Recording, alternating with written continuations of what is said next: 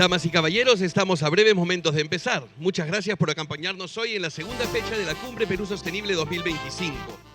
Antes de comenzar, queremos tomarnos un minuto para darles algunas indicaciones de seguridad.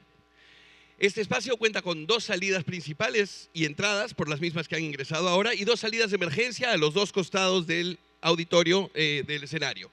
Por favor, tómense un momento ahora para identificar la salida más cercana a ustedes. En caso de haber cualquier tipo de imprevisto, contamos con equipo médico y también un equipo de rescatistas que nos ayudarán a organizarnos de manera tranquila y serena. Así que pedimos, por favor, solamente en caso de cualquier imprevisto, seguir las instrucciones que se les darán o por el micrófono o a viva voz. Ahora sí, estamos prestos para empezar y para ello quisiera dar pase, por favor, a la gerente general de Perú Sostenible, Micaela Rizopatrón. Un aplauso para ella, por favor.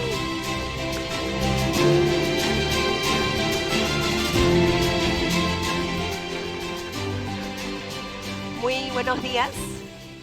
Espero que hayan disfrutado su primer día de cumbre ayer y hoy día arrancamos este segundo día con buena energía y con emoción. Como saben, afuera tenemos un festival maravilloso con emprendimientos y con diferentes espacios de diálogo. Hablemos de sostenibilidad, así que por favor vivan la experiencia completa. Para comenzar este segundo día tenemos la emoción de tener en vivo con nosotros a Jaime y de vuelta vamos con nuestros copresidentes, con María Pía Palacios y Jaime Saavedra. Un aplauso para recibirlos.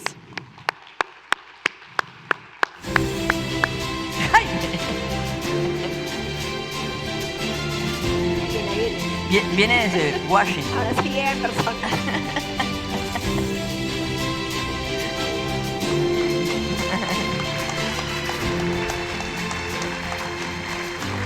Buen día, Jaime.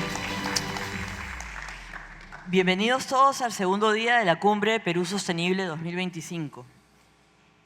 Qué bueno, Jaime, tenerte en vivo. Un gusto compartir contigo, ahora sí, en persona. Ayer tuvimos un día lleno de reflexiones, inspiración y aprendizajes en torno al planeta y a la paz. Y gracias, María Pía, un gusto estar aquí ya en persona. A pesar que estuve lejos, sí he podido seguir algunas de las conferencias que se dieron ayer. Muy interesante el panel de Marina Grossi, ¿no?, contándonos acerca de avances del sector privado brasileño y al mismo tiempo reconociendo todos los desafíos que todavía tenemos, ¿no?, con otros países amazónicos, la alta vulnerabilidad frente al cambio climático, el impacto creciente de las economías ilegales que amenazan la Amazonía, la institucionalidad, la cohesión social. En efecto, Jaime, fue una ponencia muy interesante para abrir esta cumbre. Y en la tarde tuvimos otra reflexión sumamente relevante para todos los peruanos hoy en día. Se habló de la paz. La paz entendida no como la ausencia de conflicto, sino como la necesidad de fortalecer nuestras instituciones, reconstruir la confianza ciudadana y generar cohesión social. Sí, María Pía, y como decía Michael Reed ayer, se necesitan consensos mínimos porque hay muchísimo en juego y todos se deben involucrar, un empresariado comprometido, ciudadanos activos y vocales, todos trabajando juntos y debatiendo acerca de propuestas orientadas al bien común. Fue un gran día, Jaime. Además, no podemos dejar de mencionar que aparte del espacio de la plenaria, ayer pudimos disfrutar de momentos de interacción y experiencias durante todo el día en el festival. Y hoy nos espera otro gran día. Comenzaremos en la mañana con la Plenaria Personas, un panel con Stefan Derkon, y hablaremos de cómo lograr un acuerdo entre toda la sociedad para lograr una gobernabilidad que nos permita lograr oportunidades y servicios básicos para todos. Luego abordaremos la P de prosperidad, con un caso interesante en la región que nos mostrará cómo las empresas pueden fortalecer cadenas de valor sostenibles, generar empleo digno y apostar por modelos de negocio que impulsen un crecimiento inclusivo y resiliente. Y para finalizar, tendremos la ponencia y panel de pactos, donde veremos cómo las alianzas entre empresas, comunidades, Estado, cooperación internacional, son claves para llevar soluciones integrales para los inmensos y urgentes retos de desarrollo que tenemos. ¿Qué ponencias tan potentes tendremos hoy día? Y cerraremos la jornada con el reconocimiento de Perú por los ODS, un espacio para visibilizar proyectos de alto impacto que están transformando comunidades y demostrando cómo el sector privado puede liderar con propósito. Y paralelamente no se olviden de visitar el festival, donde como ayer podrán escuchar charlas interesantes en el domo empresarial, conectar con diferentes emprendimientos y productos peruanos en la Feria de Emprendedores, visitar todos los stands y obviamente si estamos en el Perú, ¿no?, de la feria gastronómica que nos trae Puca. ¿Listos para comenzar este gran día? Y listos para ti, Mica.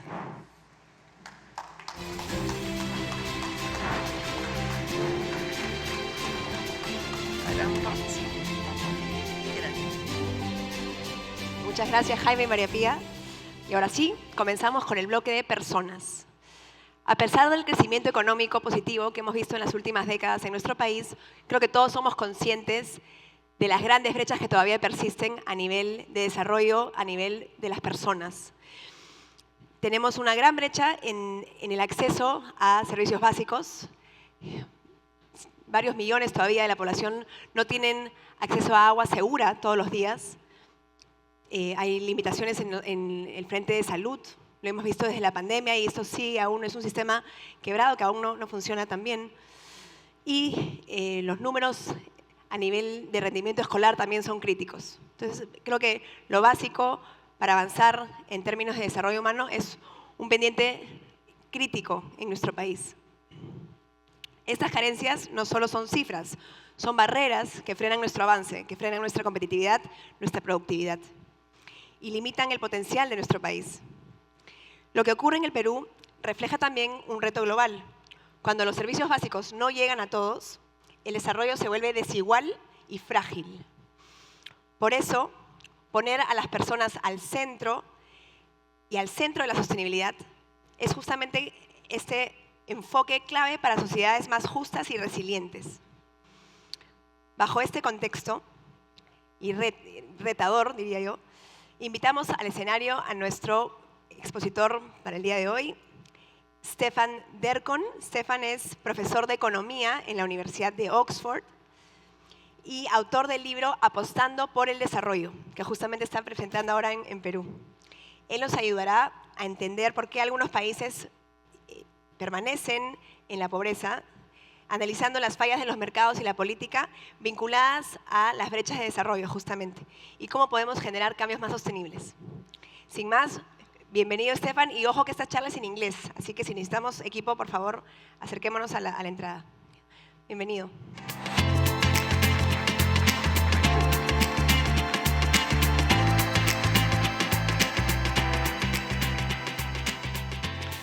Well, good morning. I'm very sorry I'll do this in English, but I'll try to speak slowly, and I hope you will be a little bit stimulated at this early time of the day. So, I will talk about some of the things I find really important. I'm an academic. I've worked for many decades as a professor.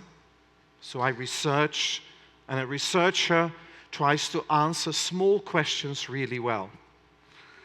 But then, at some point, I was asked to become the chief economist, so the main technocrat in the UK, United Kingdom's aid agency, which was quite striking because I'm not even a British national, I'm a Belgian, and I was able to work in an environment where we were dealing with politicians, and we were dealing with the big picture, and not just with the small things. So what I'll talk to you about today is what I think I've learned over these years, but also bring it back to where a country like Peru is today in that sense. So I've written it up in a book in English, and I was very pleased that a Spanish translation came out.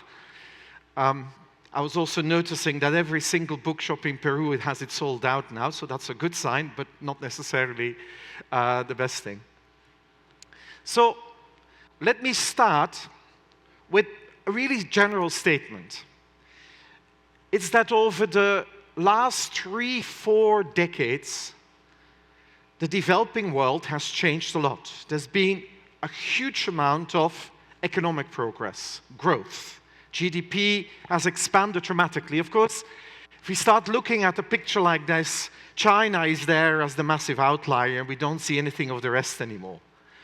But actually, it's a lot of countries that improved. In fact, on average, lower middle-income countries, which means countries like Peru, they expanded dramatically. And we have, on average, we had growth rates of something like 3.1% per person per year. Now, just to imagine what that means over 35 years, it means that the GDP is 3 times as big per person than it used to be. So that's a lot. 3 times expansion of the size of the pie in all these countries. A lot of them had more. You see the winners in that period that actually had a lot. And we see names that are familiar, maybe unfamiliar names. We have, of course, China. We hear about Vietnam. We hear about India, but also countries like Bangladesh, which was written off in the 1970s by Henry Kissinger as a basket case. Nothing would ever happen there. But you also have countries like Indonesia who've done that for probably 5, 6 decades now, sustaining growth a lot. But we have African countries as well, some with natural resources, Botswana with diamonds, but some without any, like Ethiopia. And we have expansion. But then we also have countries that clearly stay behind. I spent a lot of time these days in Pakistan, the only Asian country that didn't manage to grow fast. Nigeria, and then we see where Latin America is, that actually it didn't do that well. It's actually still in the category of the limited expansion. And then we have lots of names that you hear maybe on TV and so on. But if you look at these pictures, we see variation. So a lot of change, but across the world and in each continent, quite a lot of difference. Because even if we now start looking at winners and losers, actually, Peru isn't quite in that winning category, but it's not too bad. Except for in the last 10 years, it fizzled out.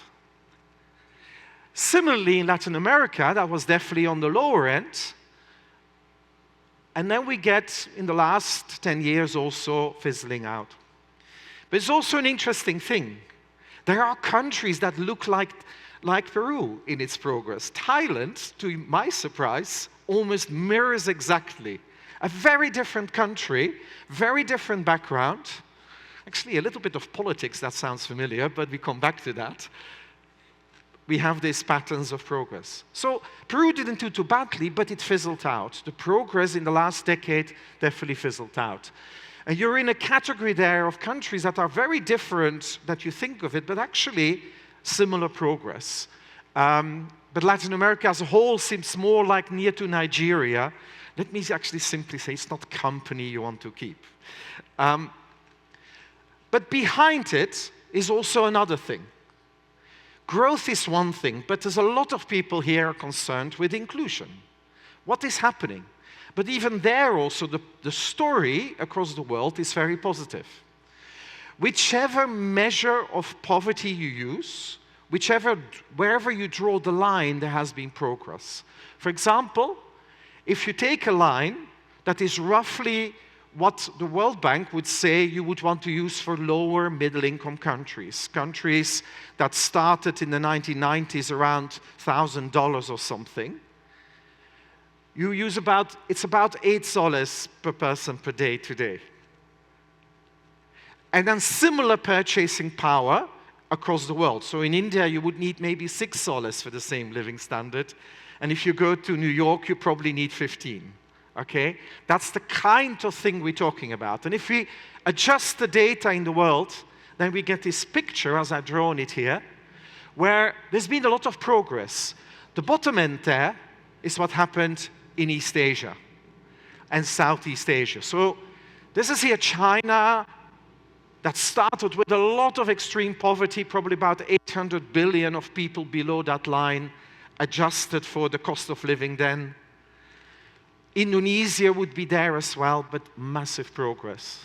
This is South Asia. Quite a lot of progress, it came later, but it's still making progress. This is Sub-Saharan Africa.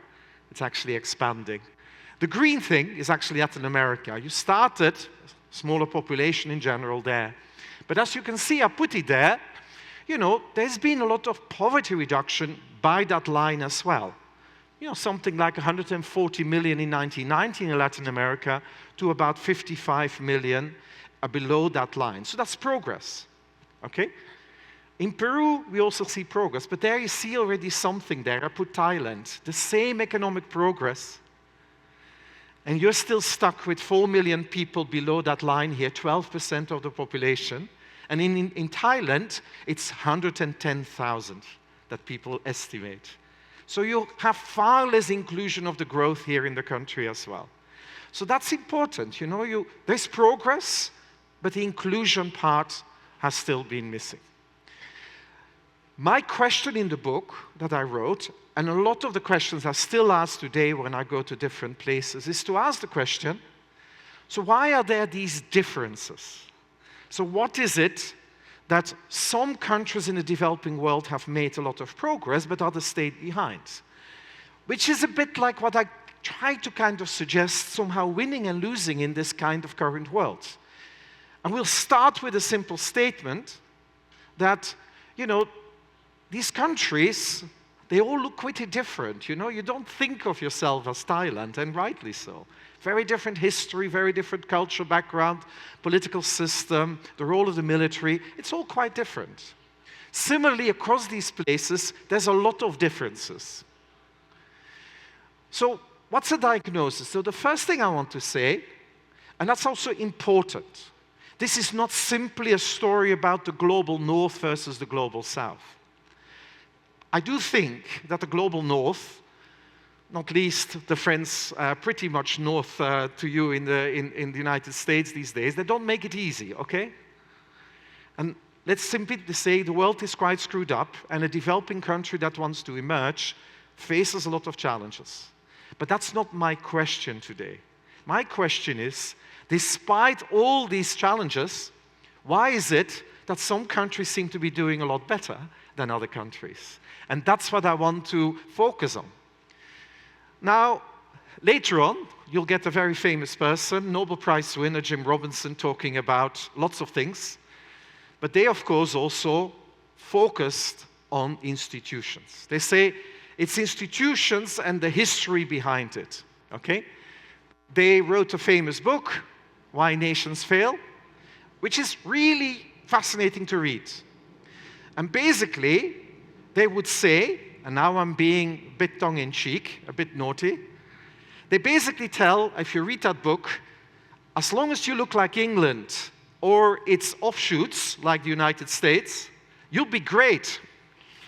And if not, your history is against you, and you're screwed. Forgive my language. This is a bit, sometimes, they're more nuanced in practice. History matters and makes it hard. But my question is again, across the developing world, we have countries with similar histories of colonization, of repression, of inequalities that came through historical processes, and some seem to be doing better than others. Some are more inclusive than others.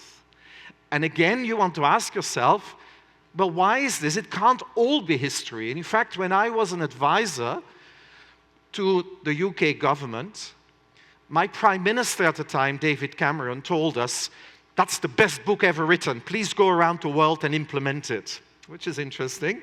And we had people like Hernando de Soto and so on visiting us, and you see where this can go. But it is a tricky one if I come from the United Kingdom, from Great Britain, and I go to Nigeria, and I have to tell you, their thesis is correct. Institutions is the cause of all your troubles, and the cause of these institutions is history.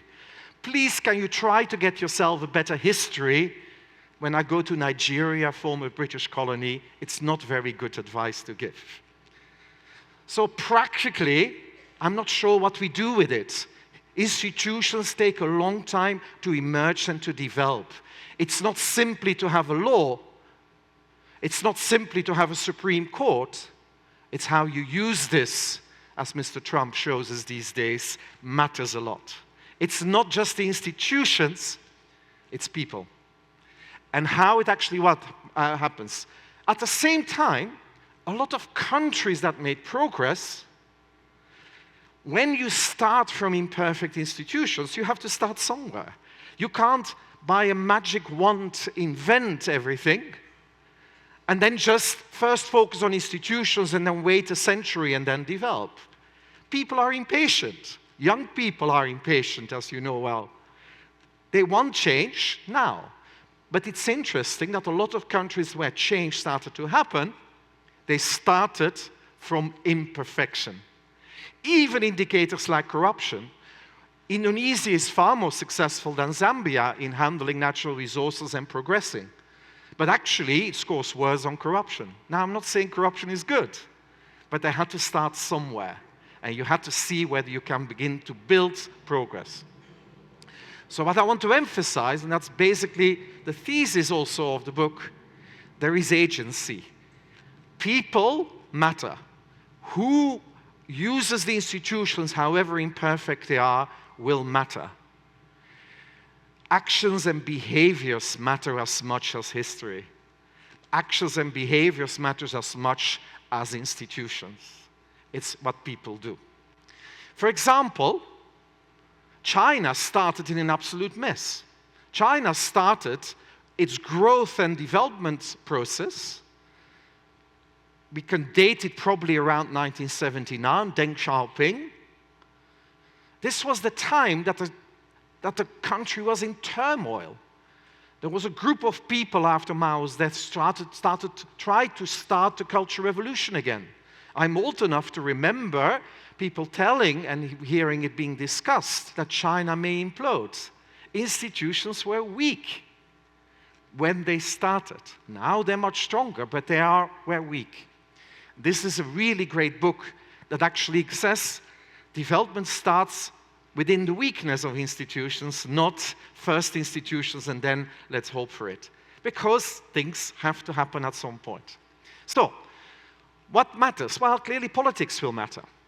But one of the unfortunate things, and I call it unfortunate things in research, is that actually, on average, democracies and autocracies do not perform differently in economic growth. By the way, democracies are a bit more inclusive and they do a bit better on education, but it's not massive. Actually, the difference is not very big, but it keeps me being a Democrat in one way. When we look at the data across the world about growth, there is much more variance and variation in the performance of autocracies. So some of the best performing states in the world are autocracies, but also some of the worst. Democracy seems to make the variance less. So they are not as good as the best performers, but they're not as bad as the worst performers. And you can understand that. There is accountability processes that stops maybe that short-term pressures override long-term pressures. That makes me still a Democrat, because the only problem with the autocracies is that I can't quite pick whether I'll have a terrible general or a really good general. And you can't pick it. So whenever someone like in Nigeria says, we need a hard hand of government back and thinking of the army taking control, I say, just look at your own history. You had some terrible ones, and yes, you had some good ones, and you can't pick them. So there's other things, though, and that makes me uncomfortable as an economist who really believes in markets. It's not as simple to say you have to make a choice ideologically whether it's start markets or state-led. In fact, if you look at successful countries in recent times, within the confines of my measures, Bangladesh, Indonesia, Ghana, lots of growth, lots of progress in poverty reduction, they did market-led. But actually, countries like Ethiopia and indeed China were very much state-led. And in fact, India had to move away from relatively state-led to liberalized markets to progress. In fact, again, across the world, it's too simple, its ideology. It's not about the state should do it or the market should do it. One of the things that is really striking in the comparative evidence is you better understand your own state. If you have a weak state that has very poor bureaucratic systems, very poor accountability systems, don't think you can do a Korea or Japan or indeed China. If you have a very much, if I was ever asked going back in history, where would you like to do state-led development? I probably would have picked Korea, Japan, or China with 1,000 years of meritocratic bureaucracy, 1,000 years of centralized taxation, 1,000 years of very well-established state institutions. Okay, then I can do something with it. But if I come in institutions that are kind of weak, organizations that have all kinds of issues, you probably can't do it either. And then the final thing, as an economist, again, makes it a bit of a problem, because the more you look at comparatively across the world, successful countries haven't done one recipe. In fact, a long time ago, about 20 years ago, Robert Solow, a very great economist working on growth, he was asked, what shall we advise to Bangladesh? And he said, look, you know, I study growth, but despite a lifetime of studying growth, I kind of know the ingredients, but I have no recipe. There is no single recipe when you look at successful things. There is no little list that's what you do and you'll be successful. There is no single silver bullet there in that respect. Beyond, and this is where economists can still be useful, we more or less know, keep your economy rather stable. That makes sense. You know, I worked in Nigeria quite a lot. 7 exchange rate they had. And then there were people connected to the central bank who could buy the local currency very cheaply with dollars and then sell it and earn a lot more dollars. That's not a good way of running an economy. And they tried to do that. Not doing it. And so you get places like Pakistan, Nigeria with very poor basic macro. But otherwise, usually don't try to just do mining and minerals. Try to export and try to diversify. That seems to be an important part of it. And if you don't have minerals, really focus on outward orientation and doing this. That's probably what the successful ones have in common. Pakistan, for example, endless import substitution, as if it never learned the lessons from Latin America. And even today, it is a totally import substituting economy with massive issues. And then the final thing that an economist can definitely help you with is to stop stupid things. When I was working in government, I saw that as my main task. Stop doing stupid things. That's what a technocrat can do. It's harder to say, this is what you really should do, but we tend to recognize what is not very sensible. So, this leaves me with another kind of conundrum, a kind of puzzle. If there is a choice, you don't have to be narrowly a particular ideology, you don't have to be narrowly picking one recipe, you don't have to be narrowly doing very limited, very specific things. I do ask the question then, if you as a politician, as a political class have a choice, so why do so many countries still not go for growth and development? So why don't they?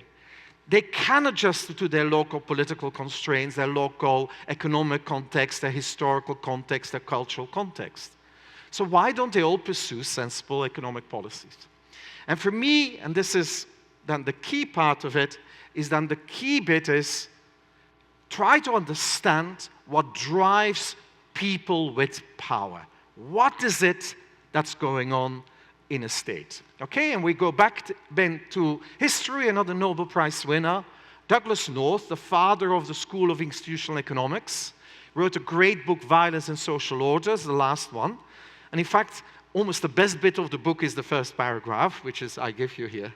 And he says, think of a state as follows. What is a state when they historically emerged and even today? He looks at the state as a coalition of dominant forces. Dominant forces linked to elite groups who choose not to use violence, but actually have keeping it more or less together. But in return to not do violence, they have a deal of who has access to resources, who has access to the state, who can decide who can do what activities, who can import, export, who can do trade. And it says all states could be looked at that lens. So again, it's not just the underlying organizational structures, but also the people that form that dominant coalition of forces. Now, what's important, and I use that framework in my book, don't think of the elites just as the political class. Everywhere in the world, and having worked with a lot of politicians in my career, I think we blame politicians a bit too much. Politicians are there because they're connected with elite forces. And elite basically are those with power and influence. And who are they? People with power and influence all over the world. There will be, yes, the political class, but also senior civil servants, public administration, people in the military, actually civil service, basically social organizations and civil society often are part of this as well. And businesses. You know, if you are the elite, you're in the room, maybe you don't realize it, but you also were probably connected to it. Actually, it's not 20 people, 30 people. It's spheres of influence and connectivity to leading groups. And what I think you need to understand always, okay, what is the coalition of power at the moment? What is the underlying deal? Is it a deal of peace and stability? And a lot of more or less functioning nations have this. But it also is not just a political deal between groups, it's an economic deal. It's basically about what constrains the choices you make. It's not just about controlling the state, but also controlling access to resources and its distribution. And so that's actually what political scientists will then tell us, is that, you know, this is the way to understand the state. And so I invite you to look at Peru or look at the United States and ask yourself, what is the dominant coalition of power? It's interesting. Occasionally it changes, like in the United States, which arguably was a dominant coalition from somewhat in the center, but with massive business interests in the economy. It wasn't a very much European model of society. It was a very much a particular type of model of society, and also in its attitudes toward weaker groups, marginalized groups, but it was a form of coalition. Now we got a turnaround of another coalition, which is selected groups out of business, tech corporations, combining with certain forces that felt like they were left behind. And that's what we then refer to the populism of marginalized groups in some swing states that seem to have been suffering in the manufacturing sector. That's a new dominant coalition that does things in the interest of the coalition. And that's the way to always think about it. Any state you have, think about what is, at this moment, the dominant coalition. Now, you could have lots of elite bargains. You could have states that are pure kleptocracies. What is a kleptocracy? It's basically a state that if you control the state, you can steal. Now, we don't have that many of them. There are lots of societies that have kleptocratic tendencies, but it's not necessarily all of them. There's a few in history, I would say, in Congo, Mobutu Sese Seko. He was blatantly telling everybody you could just steal. In fact, he told once on TV, after complaints on corruptions, he told a group of senior civil servants, you know, I know you have to steal, but if you steal, could you steal a little bit and leave something for the next person? Now, that's a kleptocratic state. That's blatant stealing. But you also have, sometimes, you know, sometimes we think of Russia or something as an oligarchic thing. Certain business security interests combine power and organize the state in that particular way. Most of them, and I'm tempted to say it will be here as well, this is basically states with, often also with democracies that have clientelist tendencies. What is clientelism? It's basically a system that when you're in power, you have to reward those that put you in power. Now, that can be through social programs, or that can be to jobs for the friends and contracts for the connected firms and jobs in the civil service. It could be all kinds of things. There's a whole series of it. Even in the UK, in Great Britain where I was working, we had all of these things, not just good things for the constituency, but connected people would have access to the state, and we would have these things as well. And of course, corruption often is a sign of that clientelism as well, that you're allowed to steal and get away with it. And then we have ideas, ideology, and I think I would not focus too much on that. I would simply say, what is the coalition of power? What do they want? Okay, where do I leave it then? Well, to have stability, you'll need some form of elite bargain. You know, and we know this in societies that have violent histories, as you've had, and some worry about it in many Latin American societies today. You need to find a way of stabilizing. There's no economy that can grow. There's no inclusion that can really happen unless, as Max Weber originally said, you know, there has to be a monopoly on the legitimate use of violence somewhere nested. That's part of being a state. But you need to also, those who then control the state, what are they doing? What are the elites doing it? And you need to then think about it. Now, where does development and growth fit into it?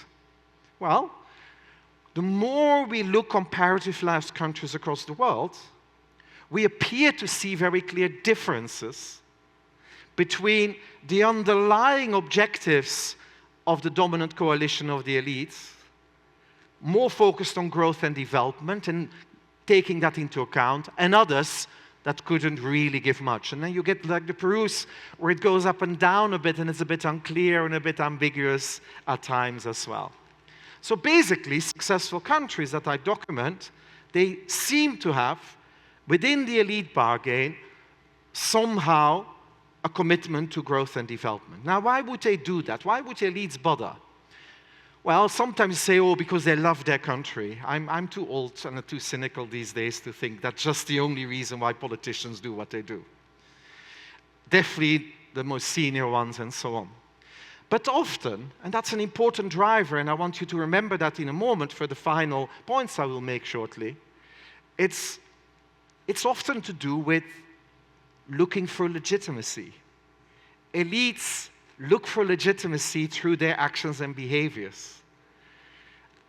Or indeed, they may want to leave legacies. And the more we look at, say, what was happening, say, in China, that was the Communist Party wanting legitimacy again in their societies.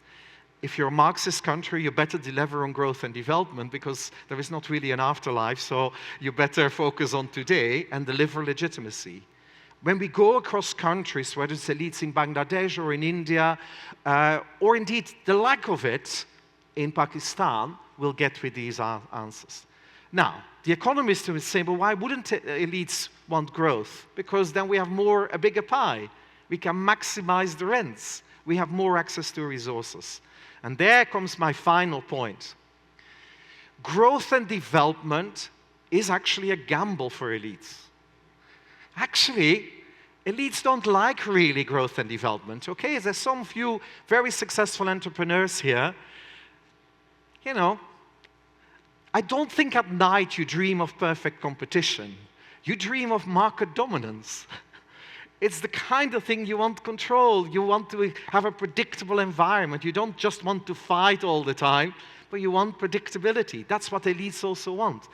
They understand the status quo because they wouldn't be in power if they didn't know how to handle the status quo.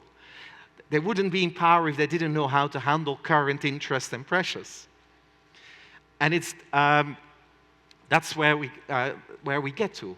It's the gamble. In fact, even democracy historically comes from situations of pressures on elites. In fact, there's a great paper by a historian called Treisman, and you only have to listen to the title and you'll understand it. The title is Democracy by Mistake, the History of Democracy. It's leading groups giving more rights to people thinking that they can control these groups anyway. And it's typically where it comes from. So, and this is a final point. This is the final points I want to make. So what about people then? I'm sure you recognize these pictures. Where do people come from? Where are people in this whole story? Now, it's an interesting thing. This came out from the Jakarta Post, so this Indonesian newspaper reporting on Peru. Actually, they had similarly people on the streets at the time, but it was a bit more tricky to report it. So they reported on Peru because they couldn't talk about Indonesia. The same kind of issues.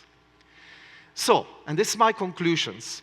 And by the way, I'm not a big defender of the elites. I hope you don't walk away and say, oh, it's all elites. No. I love focus on elites because they have a choice, which a lot of people don't have. Their choice is to keep things as they are. Keeping lots of inequalities and natural resources will give them the rents. And in fact, we see that change is much harder politically, and inclusion is much harder in countries with lots of natural resources. Because why should I grow the economy even? I can just get the rents for the state from the natural resources. It's not about Dutch disease and economics, it's about politics. I don't have to bother diversifying the economy if I get 65% of my rents from exporting minerals. Or they can go for growth and grow the pie, but that's risky for them. And that I want to emphasize. But what can we exploit is elites need legitimacy within the systems, the culture, the context of your own societies. They will need legitimacy when they're under pressure. And all over the world, our elites are under pressure. Most change appears to happen in all the countries I studied during periods of crisis, when there's pressure. Because otherwise, they can just keep the status quo. So the pressure matters. The big challenge is, and that's where I want to finish here, is how to make this crisis of legitimacy into general elite bargains for development, which is development bargains. How do you build within those people in elites and business interest and civil service and political interest the coalitions that are strong enough to actually provide a reasonable, sensible alternative visions? And by the way, don't just blame the politicians. Most societies, they should blame themselves as well, not least the elites within it, in business, in civil service, organized civil societies, academics, all fighting each other, because in some sense, they are part of the sphere of influence. So that's my appeal to you, get these coalitions of change. Thank you.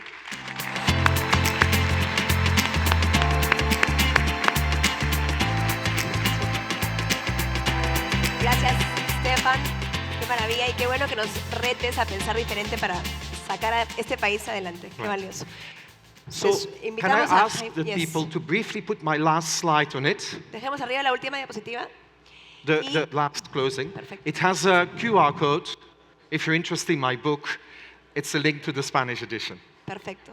Invitamos a Jaime Savera para seguir la conversación con Stefan. Así que bienvenido, Jaime.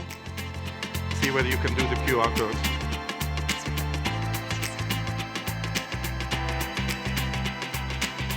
They need to be able to read the QR code. Does it work? Okay. No, they need to get the QR code. So at some point, you'll bring this back up, not blocked by the seats, okay? So that's good. Thank you.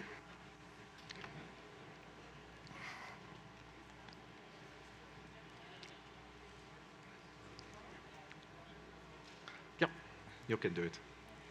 Yes.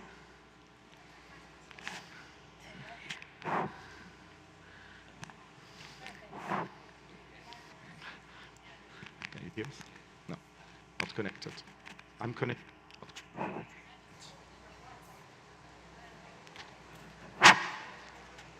Okay. Okay. Well, thank you very much, Stefan. I don't know where to start. But let me start with what you concluded. This was, by the way, this was fascinating. And actually, it's an honor for me not only to be here, but to have this conversation with Stefan, an academic that I admire, but also is one of those few academics that has been brave enough to be almost in politics. You will say that, no, I was not in politics.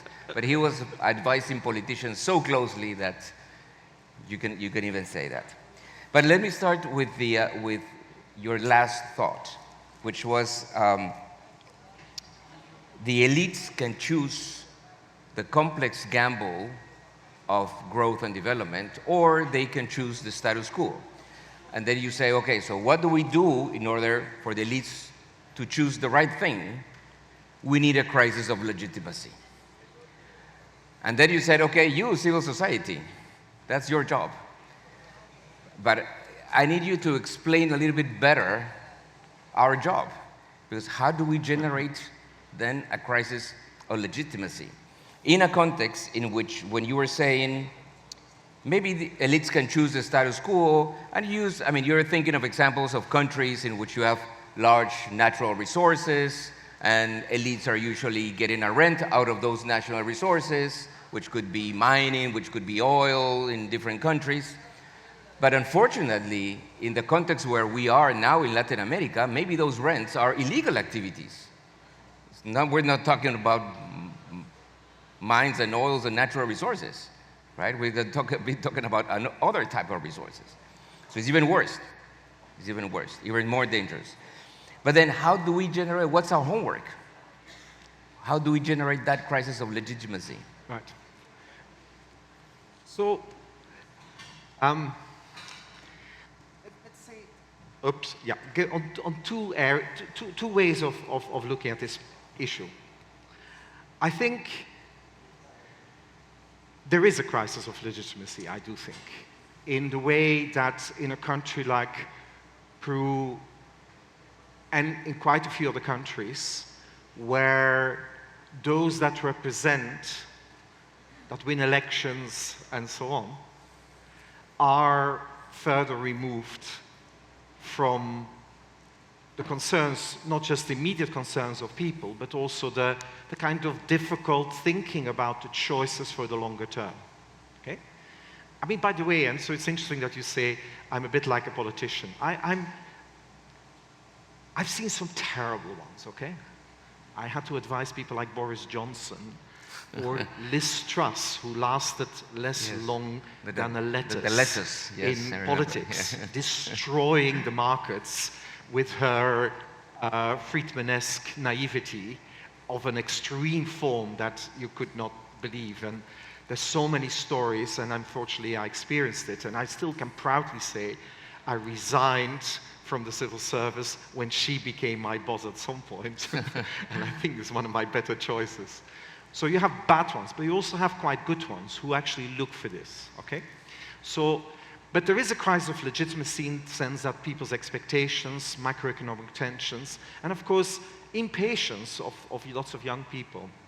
So, and they do find political setups in a lot of countries illegitimate. Maybe we not fully agree with all the kind of demands from the street, but I think in a lot of countries, and I'm tempted to say Peru is one of them, one of the roles of organizations like here, and also the individuals connected to civil society and to business, is to actually help to structure the street. So basically, the street, and I will refer to what I mean. The street is, this was the word that was used in Sudan when the military government was kicked out. And they would basically say the street came to power, but they needed some suits to actually be the intermediaries. And so the thing that I find really interesting, the thing that I really find there's a bit of a connection issue. Yeah. I'll stop for a second. Maybe I'll speak a bit softer.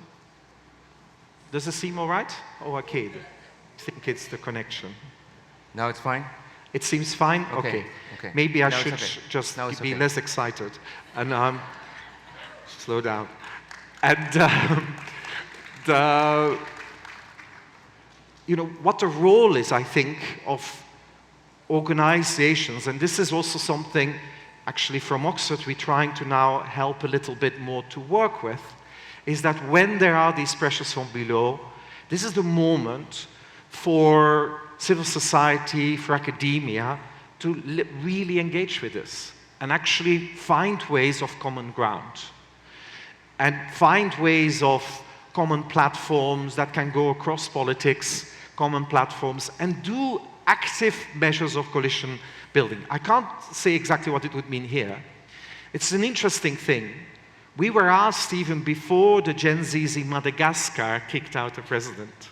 We were actually already ready in December, working with civil society organizations to actually have a discussion. What could a sensible economic and development platform look like that is realistic? So that's not just ideological and aspirational, but is realistic. And they would find ways in the civil service to try to bring the people together and to discuss. Very interestingly, of course, the president there was kicked out now. They've all asked, can you please, even more important now, to come and to help with these kind of dialogues to do this. And I think that's the kind of thing one needs to do. One needs to be able to get people that provide some of the pressures, help them to structure. This is what I meant by structure the street. The impatience of people, don't dismiss it, oh, this is just certain things, or just think of it only as activism, but generally engage and try to see where can we build common platforms around progress and change. And I think that's what we see in some places as a constructive way to engage with that. I will say one more thing, there's Bangladesh. We had so much hope in Bangladesh, a government that went out of control in its corruption, was kicked out about 2 years ago. Actually, the president or the president that was appointed, or the acting president, was the leader of the most important civil society organization.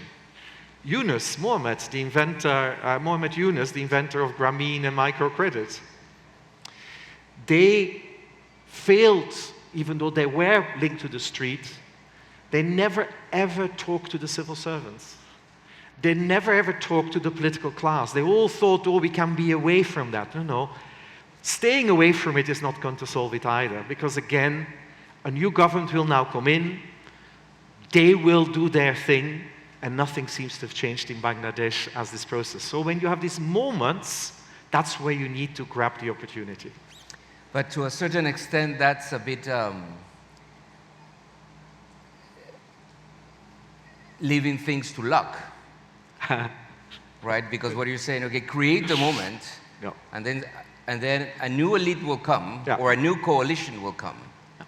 But you need to ensure that that coalition has the right objectives. Yeah. You need to ensure that that coalition that comes, you say, it could come through the democratic process. Yeah. But as you said in your examples, some cases the democratic process brings the right coalition, yeah. but not always. Yes. So what else we need to do exactly. if we have a democratic system so allow to me pick to the put, right ones? Mm-hmm. Allow me to put for a moment my academic hat on. And I write a lot these days in behavioral science. And there's one great thing in behavioral science that you can, and that I tell people that I need to give advice, including some of the people in Jaime's team. I tell them, this is how you have influence on Jaime.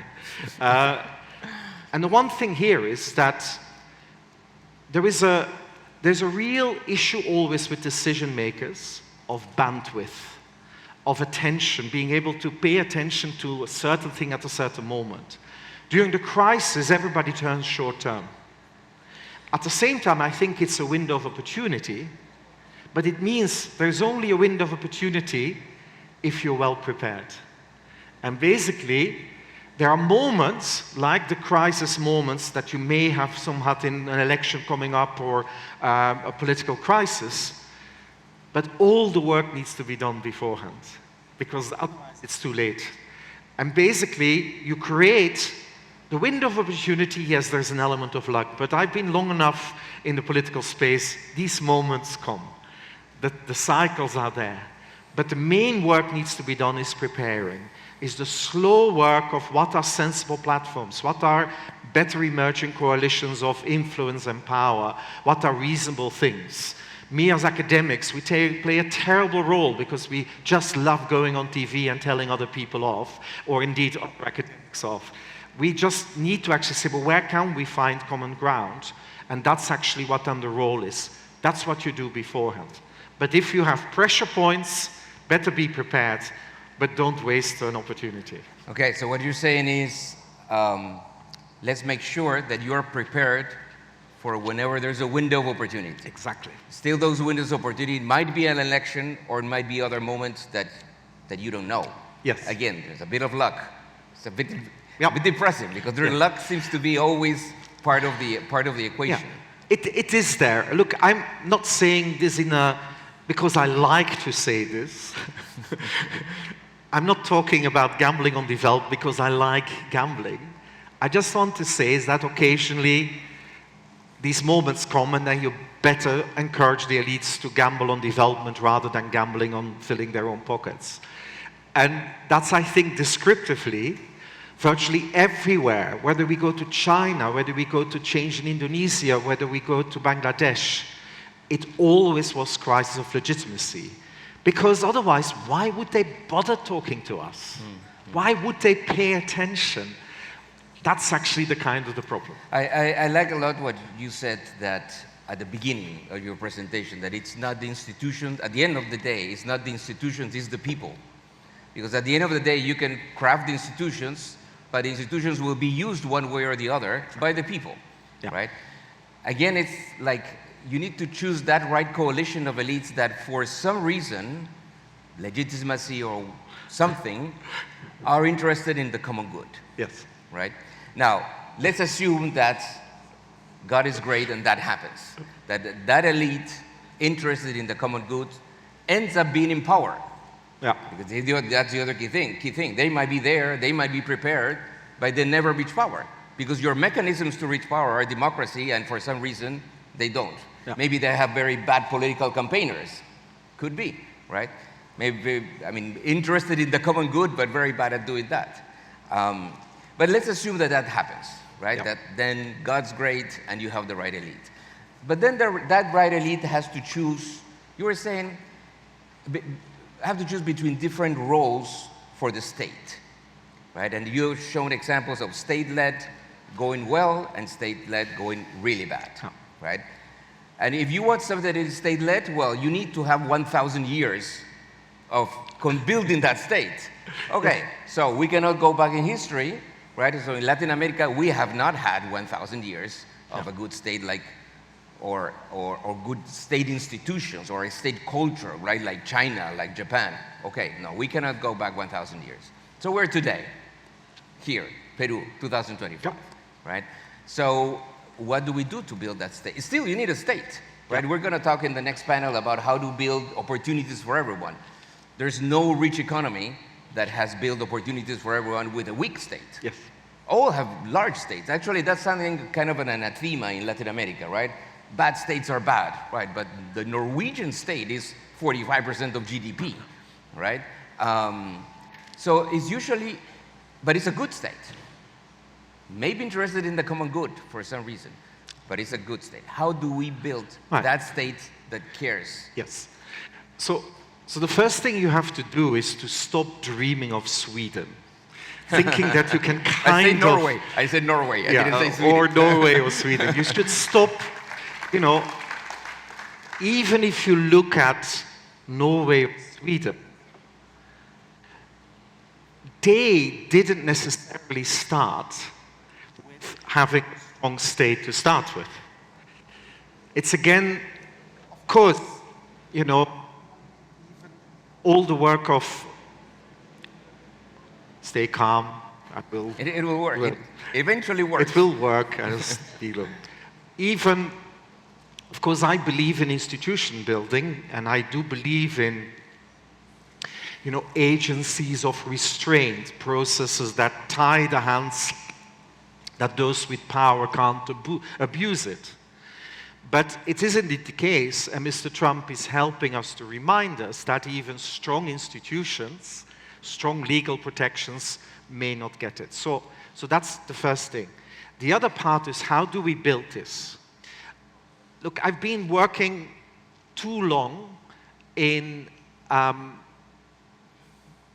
with politicians, but also in civil service, to be able to tell a politician, you know, you can't do this overnight. This is the way the ministry works today. Don't expect them suddenly to turn into a Scandinavian ministry of effectiveness. Don't think that they can do it. It should never stop us trying to do it. And I think it's indeed, you've told me at some point that one of the achievements maybe in Peru is that there is a better technocracy now in the civil service as well. There is an evolution. It's a bit better. It's not perfect, but it's a bit better. That's actually something we see. So you make this what an economist would call endogenous, but you don't do overreach.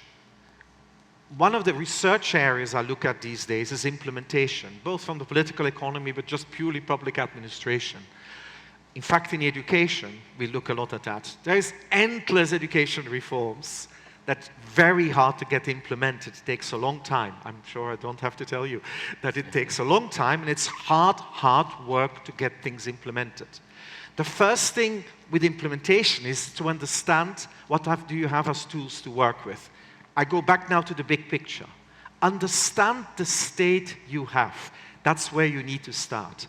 So I'm a big admirer of Bangladesh in the like 1990s, the early 2000s. The state recognized that it was totally incompetent in the social sectors. And it allowed an NGO to become the largest NGO, civil society organization in the world, BRAC. 2/3 of basic health services ended up being delivered by an NGO.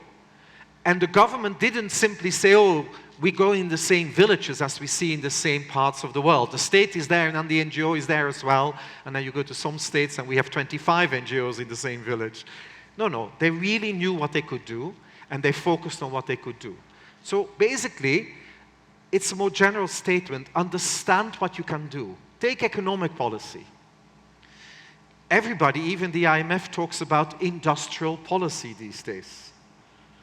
But you look at the experience, it is huge variation, even in Asia, in Southeast Asia.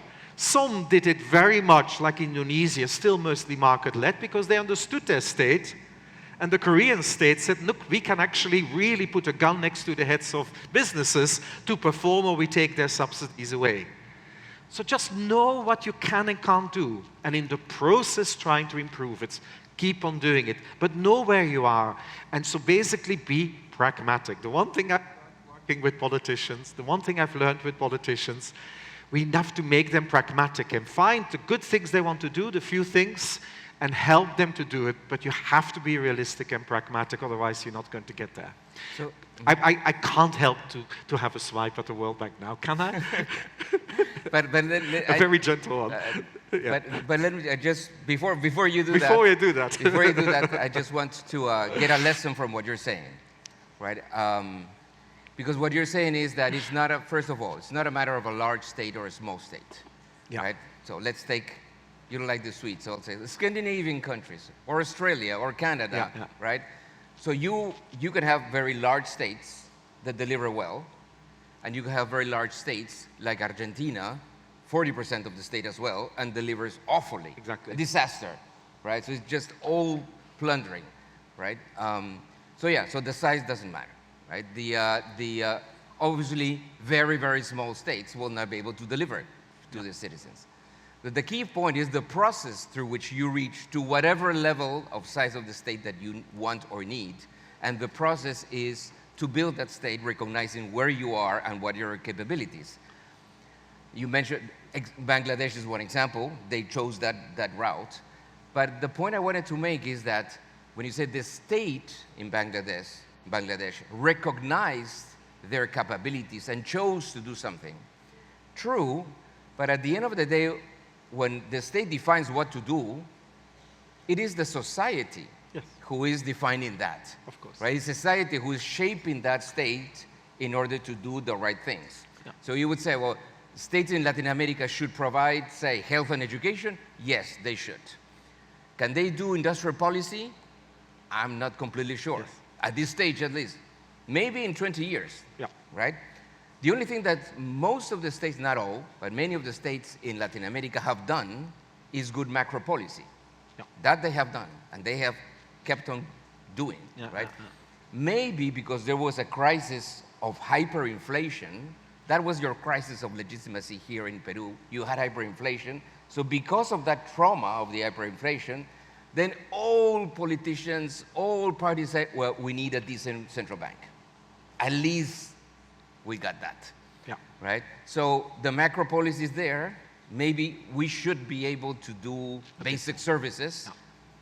Industrial policy will be a little bit more complicated for the capabilities of the state today. Would that resonate to you? No. Look, there is a role for the state. I'm never going to say, and even if we go and look in Indonesia, who had a more markets-led economic development, they did amazing things in health and education and so on. And I would definitely say there is a responsibility. But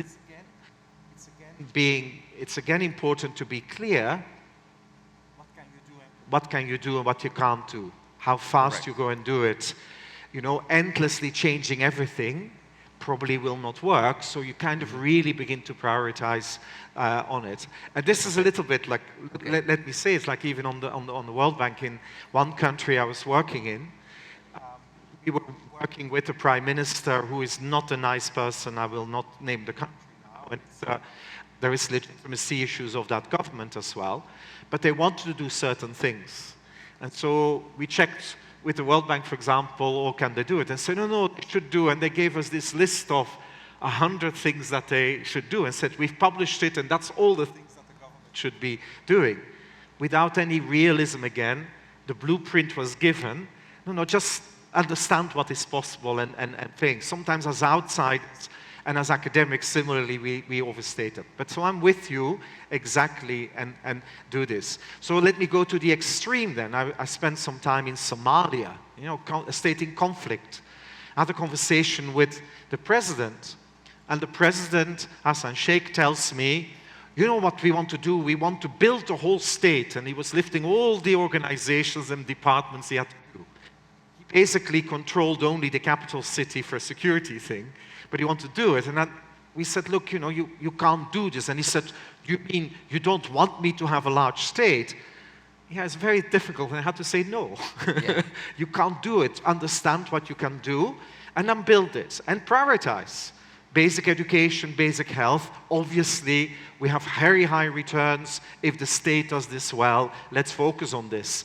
And then be, pragmatic and realistic. And so we don't disagree there. But in practice, we hear a lot of people, the state should do all these things. And I kind of want to go away with asking people to stop saying that and saying, this is what the state could do, that it can do, what it has the capability of. So we should expect it to do, and having a more realistic platform. And I think it is precisely the role of civil society to control and define a state that does what it has the capabilities, and probably a long time build capabilities as needed. We need to close, that's what I'm told. Any final messages from you, Stefan, for this civil society here, sitting here, in a process in which we're going to elections in whatever, 6 months? Right? So two, three very quick points. So the first thing I would say is that you don't need to have all the elite players on side. I emphasize about coalitions. That means dominant coalitions. It doesn't have to have everybody. So the idea, we need to have everybody on board on things. Secondly, behaving as if you're not political is a political choice. There is no such a thing, I keep telling my child, there's no such a thing as non-interference. It's a choice not to interfere. It's a choice not to interfere, not to be part of it. So you have a role to play, even in political power. But it should largely be about where we got to. It should largely be about what we got to, is to help to build common ground on certain things. And sometimes, some coalitions of the willing will be on certain areas, and other coalitions on the willing on ones. And actually, it's so important to be constructive and pragmatic. I will stop now. Thank you. Thank you very much. Please, a round of applause for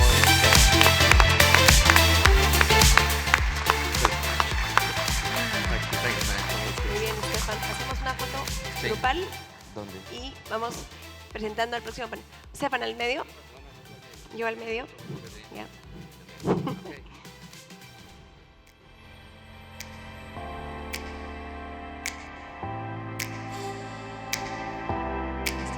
Gracias. Aplauso. Súper. Y Jaime, te quedas aquí con nosotros para el panel, ¿cierto?